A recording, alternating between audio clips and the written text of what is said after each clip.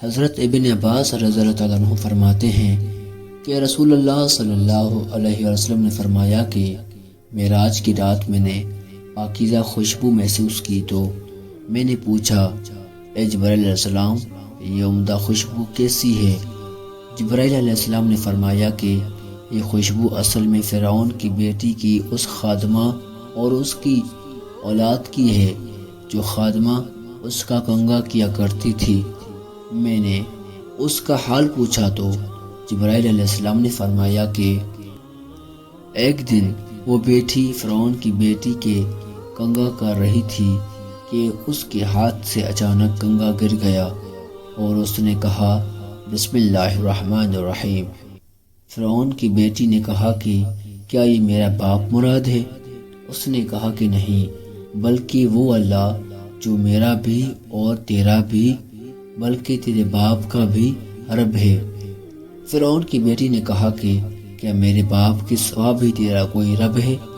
اس نے کہا ہاں۔ اس نے کہا کہ میں یہ بات اپنے باپ کو بتا دوں؟ اس نے کہا کہ ٹھیک ہے، جاؤ بتا دو۔ چنانچہ فرعون کی بیٹی نے اپنے باپ کو ساری بات بتا دی۔ فرعون نے اس کو بلایا اور پوچھا کہ اے فلاں عورت، کیا میرے سوا بھی تیرا کوئی رب ہے؟ اس نے کہا ہاں، میرا اور تمہارا رب اللہ ہے۔ فرعون نے پتیلے کی بنی ہوئی ایک گائے لانے کا حکم دیا۔ چنانچہ وہ لائی گئی، اس میں پانی ڈال کر خوب گرم کیا گیا۔ پھر اس خاتمہ کے بچوں کو ایک ایک کر کے اس میں ڈالا جانے لگا۔ خاتمہ نے اس دوران کہا کہ میری ایک خواہش ہے۔ فرعون نے کہا کہ تیری کیا خواہش ہے؟ اس نے کہا کہ میری یہ خواہش ہے کہ میری اور میرے بچوں کی ہڈیوں کو ایک ہی کپڑے میں ڈال کر ایک ساتھ دفن کر دیا جائے۔ فرعون نے کہا کہ ٹھیک ہے، تیری یہ آرزو پوری کر دی جائے گی۔ چنانچہ اس کے بچوں کو پتیلے کی اس گائے کے اندر برابر ڈالا جاتا رہا، یہاں تک کہ اس کے شیر خوار بچے کی نوبت آئی تو ماں اس کی وجہ سے بے ہمت ہونے لگی تو بچے نے کہا کہ یا ماں، مجھے بھی ڈال دو، کیونکہ دنیا کا عذاب آخرت کے عذاب کے مقابلے میں بہت ہلکا ہے۔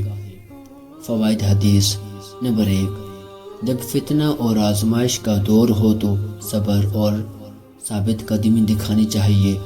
نمبر 2، بدلہ عمل کی جنس میں سے ہے۔ نمبر 3، جو شخص اپنے دین پر قائم رہتا ہے اور اللہ تعالیٰ کے حکم کے مقابلے میں کسی ملامت کرگی کی ملامت سے نہیں ڈرتا، اس کو اللہ تعالیٰ اجر عظیم عطا کیا کرتے ہیں، جیسا کہ فرمایا انما یوفی الصابرون اجرہم بغیر الحساب، یعنی صبر کرنے والوں کو بے حساب پورا اجر دیا جائے گا۔ نمبر 4، معلوم ہوا کہ سرکش اور ظالم آدمی سے ایسے امر کا مطالبہ کرنا جائز ہے جس میں اس کی مصلحت موجود ہو، جس طرح اس عورت نے فرعون سے یہ مطالبہ کیا کہ اس کی اور اس کے بچوں کی ہڈیاں اور ان کی راکھ کو ایک ہی جگہ میں دفن کیا جائے۔ نمبر 5، اللہ تعالیٰ نے اپنے دوستوں کے لیے مصائب و شدائد سے نکلنے کی راہ ضرور پیدا کیا کرتے ہیں۔ نمبر 6، صالحین اور صالحات کی کرامات ثابت ہوئیں۔